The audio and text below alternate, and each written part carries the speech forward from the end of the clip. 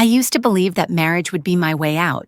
Growing up in a house filled with screaming matches, shattered dishes, and a father who quietly endured years of emotional abuse, I swore to myself I'd never repeat that cycle. My mother wasn't just volatile, she was cruel. My dad stayed not because he didn't know better, but because he loved us too much to walk away. I watched him take insult after insult, staying up late, cleaning up the chaos after my mom's meltdowns, always pretending things were okay for our sake. So when I met Carolyn, I thought I had finally broken the pattern. We met on Instagram.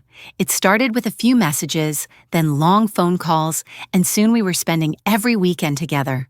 Carolyn was everything I thought I wanted. Funny, beautiful, compassionate. She had this way of looking at you that made you feel like the most important person in the world. And after what I'd witnessed in my childhood, I didn't take that lightly. I scrutinized everything: how she treated waiters, how she handled stress, how she managed money. For 2 years, I looked for red flags, but I never saw them. If anything, she aced every test. She made me believe love could be safe. We got married in a small but beautiful ceremony surrounded by friends and family. I remember standing at the altar thinking, this is it. This is my fresh start, my clean slate. We bought a 3-bedroom house in the suburbs just outside of Columbus, Ohio. It had a wraparound porch, hardwood floors, and a backyard big enough for the golden retriever she always said she wanted. We weren't rich, but we were comfortable. Life felt solid. For a while, things were really good. She'd leave me little notes in my lunchbox, stuff like, "Kill it at that meeting today," or "Dinner's on me tonight, handsome."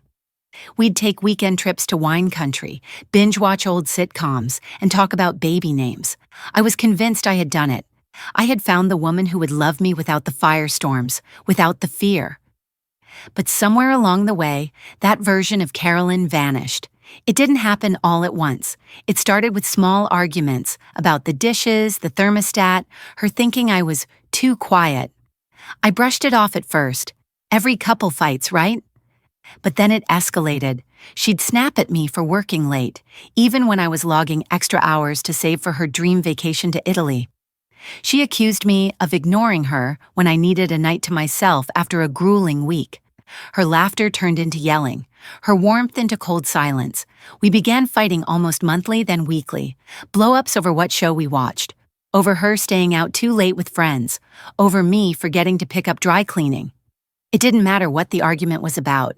It always ended the same way: her yelling, me apologizing, and both of us retreating into separate rooms. I suggested therapy. I even found a licensed couples counselor who specialized in conflict resolution. Carolyn came to one session, just one.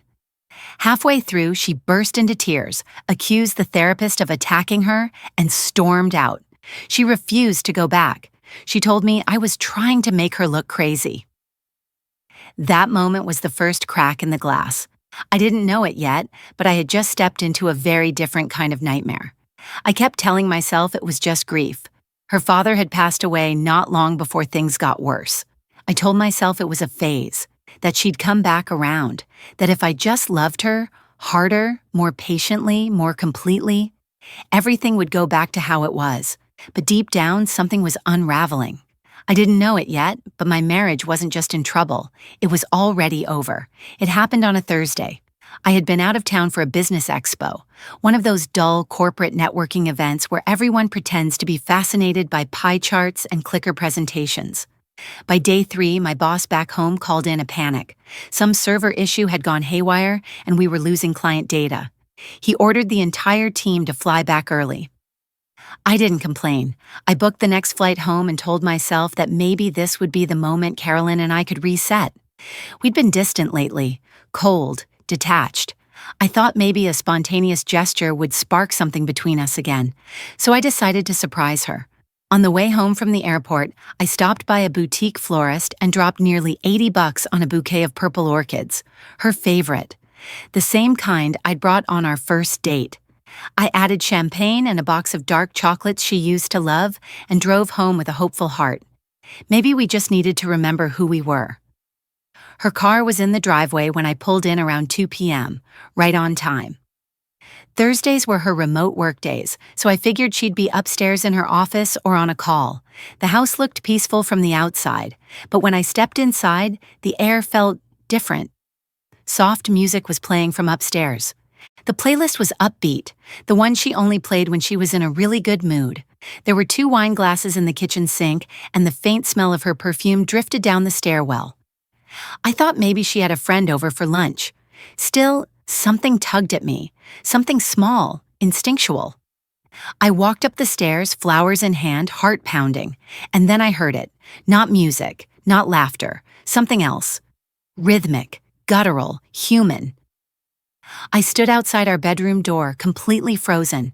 My brain refused to catch up to what my ears already knew. For a second, I convinced myself it was the TV. Maybe she was watching something on her laptop. That made more sense than what I feared. But when I turned the knob and opened the door, everything I believed, everything I trusted, was obliterated. There she was, my wife, naked, tangled in our sheets, beneath another man, our bed, our bedroom, the same room where we'd whispered dreams about kids, the same mattress I'd slept on every night for 6 years, hugging her after nightmares, listening to her cry about missing her dad. She didn't scream. She didn't even flinch.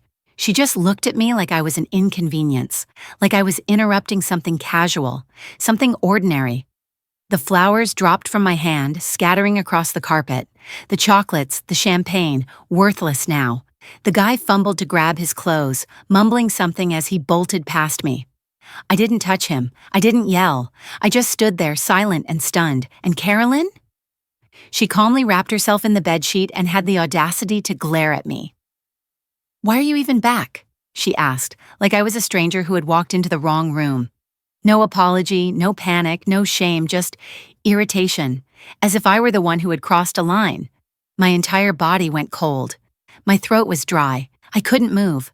I just stared at the woman I had promised forever to. The woman I had loved through every fight, every distance, every quiet night on opposite ends of the couch. And she looked back at me like I meant absolutely nothing. That was the moment my heart broke. Not from betrayal, but from realization. This wasn't a mistake. This was who she really was, and I had no idea what came next. I must have stood there in that doorway for a full minute, unmoving, still holding the doorknob, like I was waiting to wake up.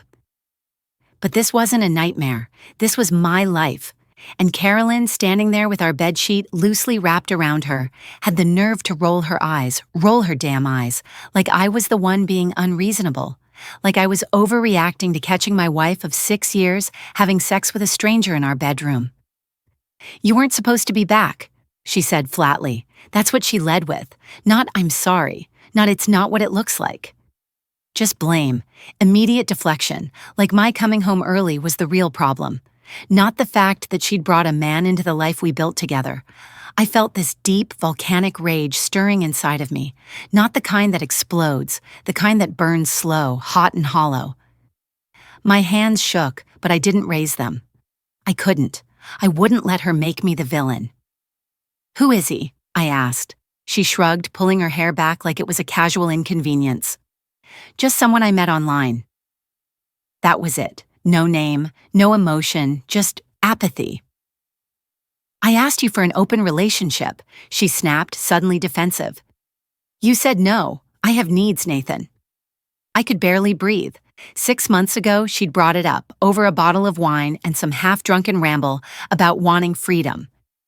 I had said no, because I believed in loyalty, in marriage, in working through the hard stuff. Apparently, that made me the bad guy. "You never listened to me," she added, grabbing her jeans. "You were gone. I was lonely." Gone for 3 days for a work trip. While I was out buying flowers and chocolates, she was plotting an afternoon hookup. "You tried to cheat on me nicely," she scoffed. "I didn't want to hurt you." That's what she said, like infidelity came with a damn Hallmark card. I stood there, still frozen, heart splintered into pieces, watching her move around the room like she hadn't just lit a match to our marriage. She acted like she was the one who deserved sympathy, as if I had ruined her day by walking in too early. And then she flipped the script. "You were going to hit me, weren't you?" she said sharply, backing toward the bed, eyes wide like I was suddenly the threat. You raised your hand. Don't lie, Nathan. I hadn't. I swear to God I hadn't. I clenched my fists. Yes, my entire body was shaking from betrayal and pain, but I hadn't touched her. She was twisting it. Just like that, shifting blame, planting the idea that I was the unstable one. Maybe that's what she'd planned all along. Provoke me, bait me, turn herself into the victim. And I realized then, this woman wasn't just unfaithful, she was dangerous. I stepped back. I didn't say another word. I just walked out of that bedroom, out of that house, and into my car. I drove with no direction, no plan, no idea where I was going. Just away, away from the life I thought I knew. Away from the woman I thought I loved.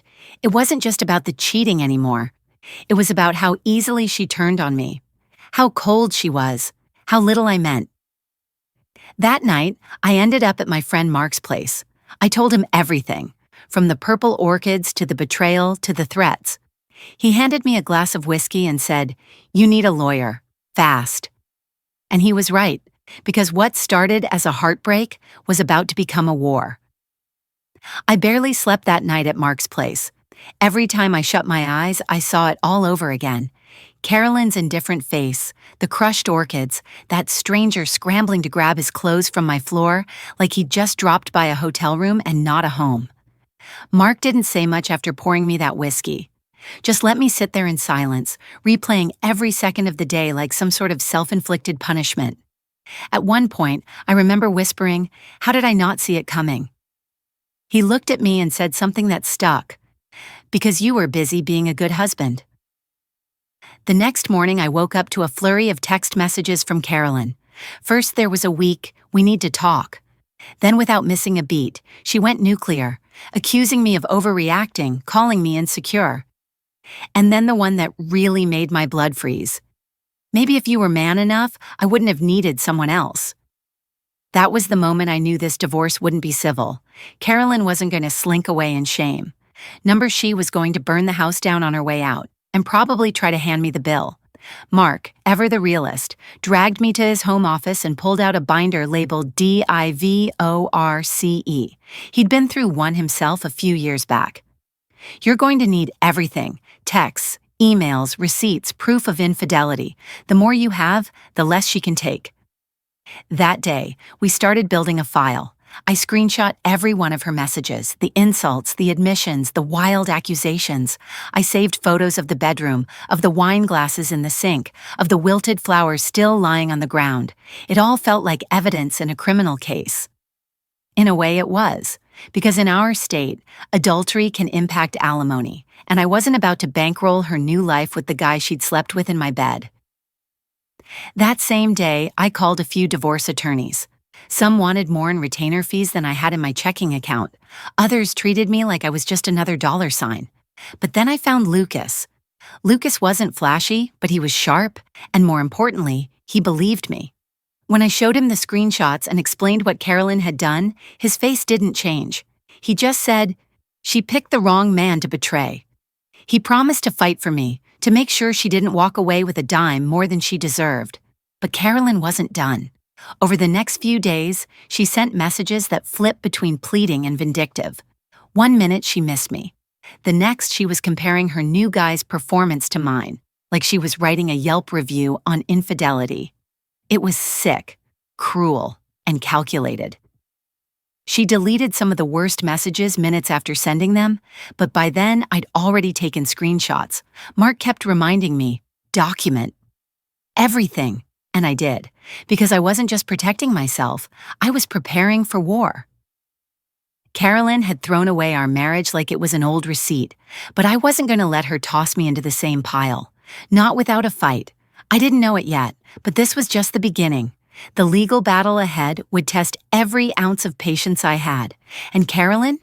She wasn't finished ruining lives, not by a long shot. 2 weeks after filing for divorce, I attempted something I hadn't done in nearly a decade. I went on a date. Not because I was ready, not because I had healed, but because I was desperate for something, anything to feel normal again. After enduring Carolyn's barrage of manipulative texts, the threats, and her pitiful attempts at rewriting history, I needed to remind myself that life still held something better, something sane. So I downloaded the apps, Bumble, Hinge, even Tinder, though that one mostly led to awkward, meaningless flings.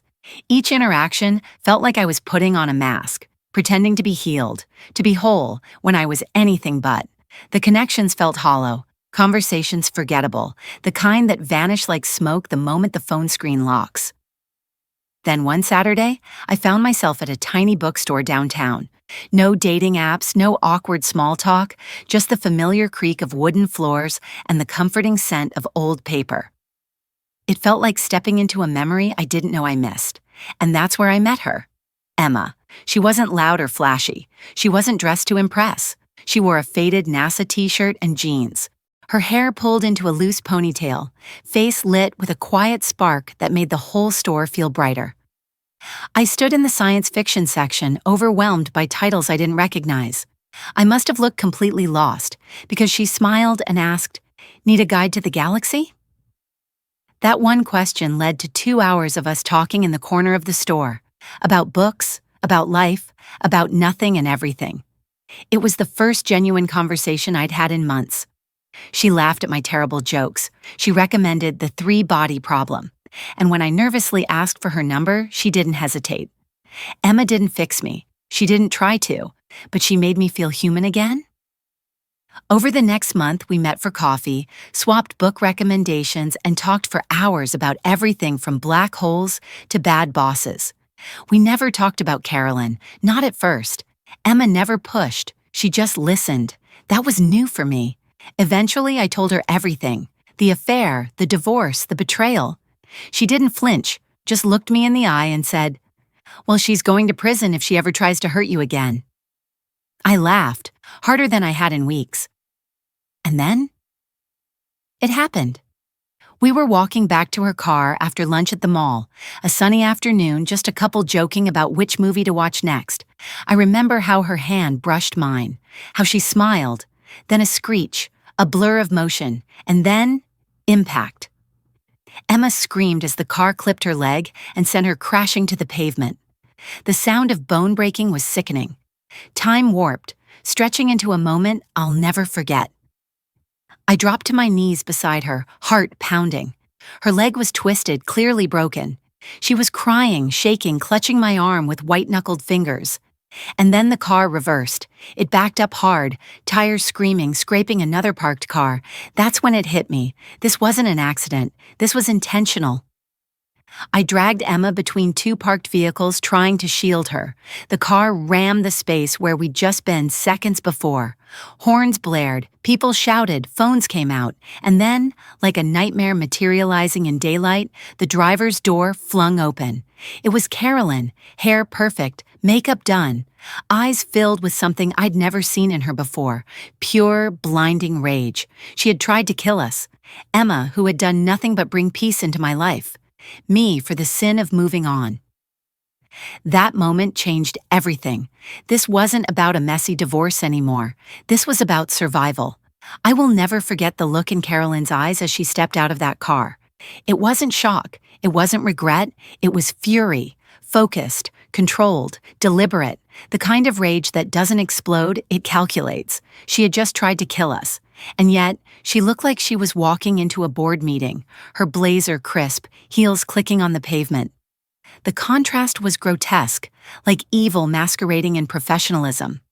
Thank God for the man who tackled her. If he hadn't, if he'd hesitated for even a second, she would have made it to Emma. And I don't know what she would have done. A second attempt? A weapon? The crowd swarmed. Police arrived. Sirens filled the air as Carolyn was handcuffed, still yelling like she was the victim. "It's only been a year and you're already with that thing?" she shrieked as they pushed her into the back seat of the cruiser. I was still kneeling next to Emma, her blood soaking through my jeans. She was trembling in pain but trying to calm me. Even as the EMTs worked on her leg, she squeezed my hand and whispered, "I'm okay. I'll be okay." She was stronger than anyone I've ever met. At the hospital, doctors confirmed what we already knew: a severe fracture, metal pins, months of rehab, pain that would linger far longer than the bruises, and yet Emma never complained, not once. When I finally told her Carolyn was the driver, I couldn't look her in the eye. I stared at the white floor tiles, bracing for the moment she'd say she couldn't handle this. But instead, she just said, "Well, at least now I know who really needs therapy." I laughed, for the first time since the accident, because even in a hospital bed with her leg in a cast, she was comforting me. The district attorney didn't waste time. Security footage from the mall showed everything, every inch of Carolyn's car circling like a predator, her watching from behind the wheel, then accelerating only when Emma and I were isolated. The video caught her adjusting her makeup in the rearview mirror right before she hit the gas. It wasn't a crime of passion. It was premeditated. They called it what it was: attempted murder in the first degree. During the trial, I watched that footage again and again. I saw the moment she veered toward Emma, the impact, Emma collapsing, me dragging her behind parked cars, the second attempt, the crash, the chaos. It was all there, and still. Carolyn sat at the defense table wiping fake tears, as if this was all just a misunderstanding. The courtroom was packed: reporters, friends, even coworkers I hadn't seen in months. Everyone came to support us, and to see the woman they once knew as the sweet boutique clerk get exposed for what she truly was. Emma testified with grace and strength I didn't know was humanly possible. Her voice never cracked. She looked the jury in the eye and said, "She aimed for me. And if he hadn't pulled me aside, I'd be dead." I took the stand next. I told them everything: how Carolyn had spiraled after the affair, how she'd harassed me, prolonged the divorce, how she tracked us that day. The jury didn't take long. Carolyn was found guilty on all counts: attempted murder, aggravated assault with a deadly weapon, and reckless endangerment. 12 years. That's what the judge gave her. Not nearly enough in my opinion, but the DA said with her record, she'd serve at least 10. When they led her away in handcuffs, she turned to me. "I wasn't myself," she said, voice trembling. I didn't respond, because that woman, the one screaming in the parking lot, the one who pressed the gas pedal with hate in her heart, was exactly who she was all along. After Carolyn's conviction, everything about the divorce changed. Before, she dragged her feet at every step, stalling paperwork, faking addresses, ghosting our attorneys. It had felt like trying to crawl through molasses just to separate myself from a woman who had already betrayed me 100 times over. But once the verdict came down and she was officially sentenced to 12 years in prison, the court didn't have much patience for games anymore. The next hearing was surreal. Carolyn appeared via video feed, orange jumpsuit, hands cuffed, her hair tied back in a way that stripped her of any sense of control or elegance she once clung to. I didn't feel joy watching her like that. Not satisfaction, not revenge. What I felt was relief. Because for the first time since our marriage unraveled, the mask was gone. She wasn't charming anymore, wasn't manipulative. She was just another inmate who tried to kill someone over a breakup, and now had to face the consequences. Her lawyer still tried, though. He argued she deserved a portion of my 401k, half the equity in our house, and, unbelievably, alimony. Yes, after trying to murder me and Emma, they still wanted me to pay her a monthly check from behind bars. I'll never forget the judge's face, calm, composed. And then he said, "The court does not reward attempted murder with financial gain." He stripped Carolyn of any claim to the house, my retirement, or any spousal support. The only thing she got was her personal belongings, some clothing, and her commissary account in prison. That was it. Everything else, denied. Even her lawyer looked stunned, as if he'd finally realized the kind of client he was dealing with. Emma, watching from the back row with her casted leg propped on a chair, squeezed my hand and whispered, "Justice." We walked out of that courtroom knowing it was finally over. No more threats, no more twisted text messages, no more fear that she'd show up at my door screaming about betrayal.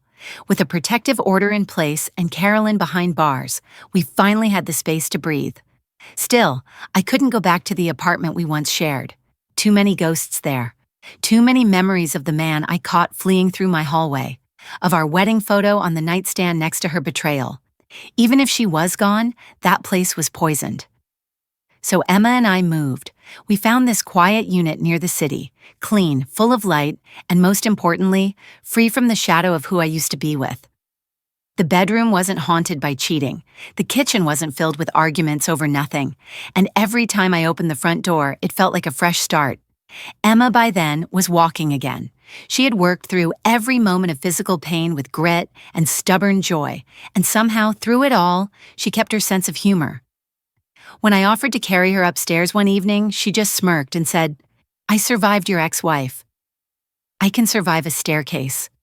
Some days I catch myself watching her in the kitchen, hair up, humming while pouring coffee, and it hits me like a wave. This is peace, not drama, not manipulation, just love, simple and real. We still go to the same bookstore where we met. Emma jokes that she should have known dating a man in the sci-fi aisle would lead to a plot twist this dramatic, but we're writing our own ending now. And the woman who once tried to end that? She's a chapter I've closed. When the dust finally settled and the legal chaos faded into the background, I found myself staring at something I hadn't seen in a long time. A peaceful morning, the kind where the only sound is the soft rumble of the coffee machine and the faint rustling of newspaper pages as Emma and I sat across from each other in our new apartment. No court deadlines, no phone calls from attorneys, no nightmares about Carolyn's face twisted with rage behind a steering wheel. Just us, and peace. But healing doesn't always come quietly. Sometimes it arrives through the cracks, messy, loud, and full of emotion.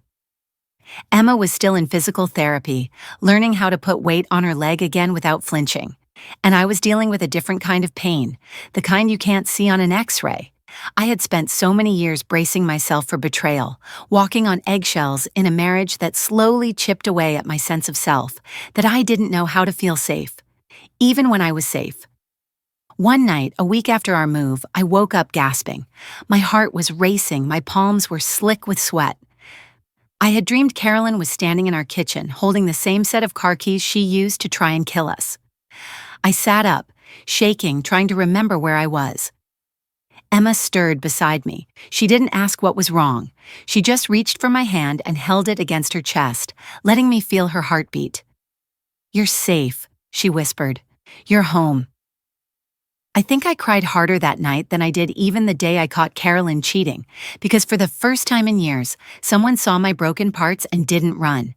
She didn't try to fix me, she just stayed. Emma helped me find a therapist, someone specialized in trauma recovery.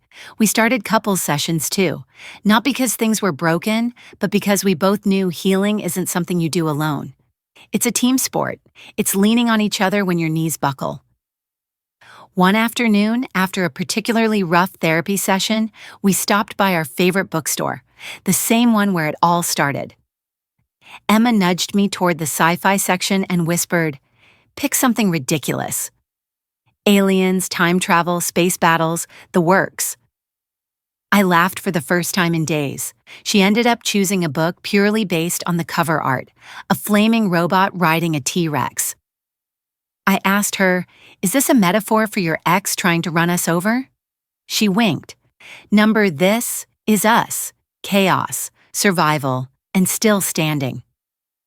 That's the thing no one tells you about trauma. It doesn't erase your humor, it just buries it for a while. But with Emma, joy started to sneak back in. We planned trips, short road trips to sleepy coastal towns where we'd eat greasy diner food and watch sunsets over the water. She'd limp a little, I'd carry the heavier bags, and together we figured out how to live again. One night, I caught her staring at me as I grilled burgers on our tiny balcony. "What?" I asked, grinning. She shrugged. "Just thinking how lucky I am. I almost lost you in that parking lot." I put down the spatula and walked over, wrapping my arms around her. "No," I said softly. "We almost lost everything, but we didn't." That moment, just two people holding each other under string lights, meant more than any ring, any wedding, any promise I'd ever made. Because now I knew, love isn't about who says the right thing when it's easy. It's about who stays when everything falls apart. The day of Carolyn's sentencing, the courtroom was colder than I remembered. Emma sat beside me, her cast finally off, a small limp still trailing her steps. She wore a simple navy dress and had her hair pulled back. You wouldn't know by looking at her that she had once been lying in a pool of blood in a mall parking lot. But I knew, and she knew. And across the aisle, Carolyn sat in a beige jail-issued jumpsuit like she wasn't the woman who tried to kill us. This wasn't just about the law anymore. It was about every moment I doubted myself. Every time I thought I was overreacting. Every time I forgave Carolyn when she called me not enough. It was about reclaiming the truth. The DA walked us through the timeline again, showing security footage that made my stomach churn. Carolyn circling the lot, watching us, waiting like a predator, then flooring it twice. Each clip came from a different angle, every screech of her tires echoing through the courtroom. People gasped when they saw it. Even the judge leaned forward when the part came where she calmly checked her makeup before the second attempt. That image was burned into my brain. My ex-wife applying lipstick before attempted murder. It said everything about how disconnected from reality she had become. Carolyn's defense tried to paint her as emotionally unstable, grieving, overwhelmed. But no one in that room bought it. She hadn't just snapped, she had planned. She waited, she aimed, she tried to finish the job. When the verdict came, guilty on all charges, Emma squeezed my hand, and I felt years of pain begin to crack loose. Then the sentence, 12 years. It felt like a gut punch. I had to sit there and listen as Carolyn cried, begged the judge for mercy, claimed she wasn't in her right mind. She said she missed her dog, that she'd been under stress, that he, meaning me, had replaced her too quickly. I wanted to scream. Emma had pins in her leg because of that woman. We had trauma that no apology could undo, and somehow 12 years felt like a footnote. Worse, with good behavior, she could be out in less than 10. As we left the courthouse, reporters called out questions. We kept walking. Back at home, I poured us both a drink, bourbon for me, tea for her, and we sat in silence. It wasn't celebration, it wasn't closure, it was survival. But something shifted after that. The fear began to dissolve. Carolyn would be behind bars. We didn't have to look over our shoulders in mall parking lots anymore. We didn't have to check every unfamiliar car. We could breathe.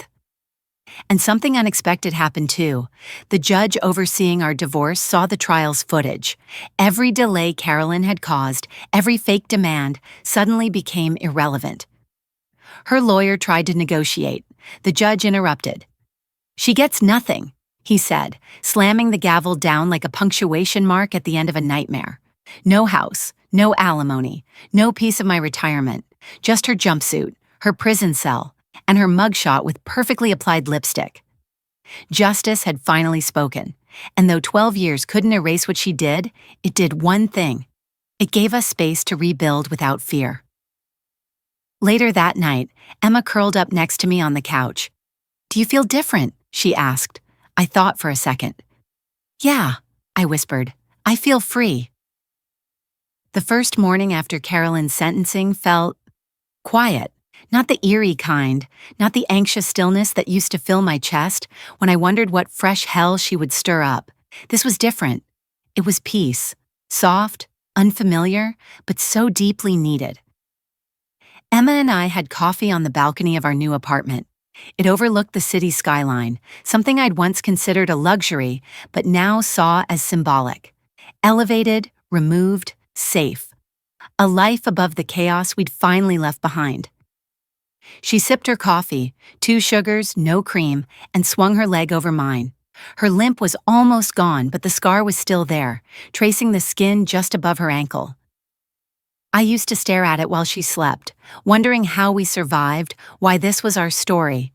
But I no longer asked that question with bitterness. We made it. Carolyn's trial had wrapped up, and the divorce, finally finalized, was a clean break.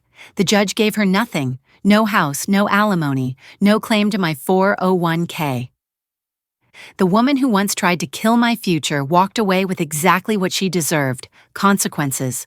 But consequences don't heal everything. Healing is messier, slower. It looks like waking up in the middle of the night because of a noise you can't explain, or flinching when someone gets too close in a parking lot.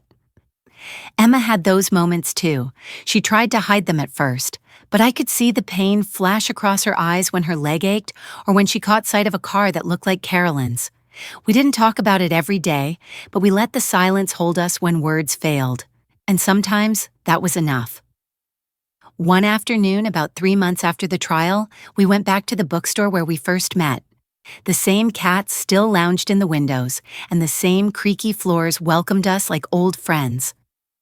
Emma picked out a new sci-fi novel while I browsed the business section, and for the first time in what felt like forever, the world didn't feel heavy. Later that night, curled up in bed, she turned to me and asked, "Would you want to get married again someday?" The old me, pre-Carolyn me, might have panicked, but the man I had become looked at her and felt no fear. "Yeah," I whispered, "to you." She didn't cry. She just smiled that soft, steady smile of hers and whispered, "Then let's make sure we do it right." There was no ring yet, no proposal, just a promise, unspoken but understood. Carolyn would get out one day. We both knew that, but we weren't going to live in fear. Emma's dad, a firearms instructor, had already made sure we were both trained and licensed. We weren't paranoid, just prepared, just wiser. The last thing we did was take a trip. It wasn't extravagant, just a cabin in Colorado tucked between pines and snowfall. No cell service, no headlines. Just quiet mornings, shared blankets, and laughter echoing off wooden walls. It was the kind of place you go to remember what joy feels like in its purest form. And in that stillness, something clicked. We weren't broken people trying to stitch ourselves back together. We were survivors who had rebuilt from ashes. We had scars, but scars don't mean you're weak. They mean you fought and won. I still get asked if I have any regrets. Only one, that I waited so long to walk away from someone who never loved me the way I deserved. But if I hadn't, I never would have walked into that bookstore. Never would have met Emma. Never would have learned that healing doesn't always roar. Sometimes it whispers, "You're safe now." And I believe it.